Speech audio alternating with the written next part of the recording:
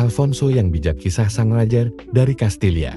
Di bawah langit cerah Kastilia, pada musim gugur tahun 1221, lahirlah seorang anak lelaki yang kelak dijuluki El Sabiosi. Bijak, ia dilahirkan di Toledo, kota penuh sejarah dan keagungan.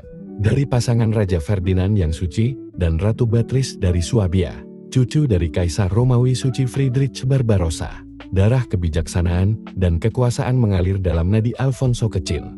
Masa kecil sang pangeran, Alfonso tumbuh di istana yang tak hanya megah, tetapi juga penuh buku dan pelajaran. Berbeda dari pangeran-pangeran lain yang hanya dididik untuk memegang pedang, Alfonso disuguhkan karya-karya Aristoteles, Al-Quran dalam terjemahan Latin, dan puisi-puisi Arab dari Cordoba. Ia belajar bahasa Latin, Arab, Ibrani, dan Kastilia.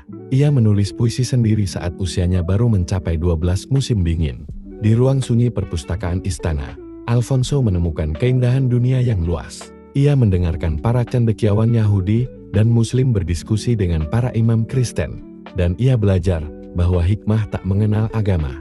Saat ayahnya pergi berperang, Alfonso belajar bukan hanya strategi dan hukum, tapi juga harmoni. Menjadi raja pada tahun 1252, setelah kematian Ferdinand yang suci, Alfonso diangkat menjadi Raja Kastilia dan Leon.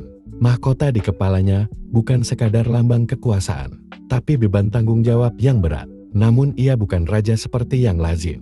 Di tengah perang dan politik, Alfonso memegang pena dan membuka pintu istananya untuk para ilmuwan, penyair, filsuf, dan astronom. Pusat pengetahuan Eropa. Salah satu pencapaian terbesarnya adalah berdirinya Sekolah Toledo, sebuah pusat penerjemahan dan penelitian yang menyatukan cendekiawan dari 3 agama besar.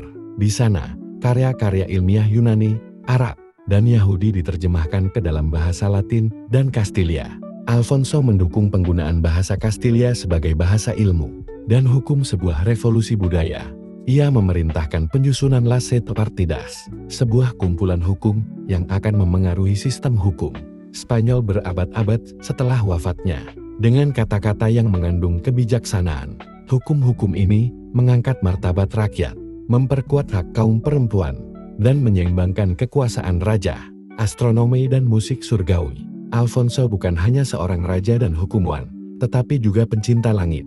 Ia memimpin pembuatan tablas Alfonsina tabel astronomi yang digunakan hingga masa Galileo. Ia mempertemukan para ahli bintang dari berbagai negeri, dan dengan mereka menghitung gerakan benda-benda langit.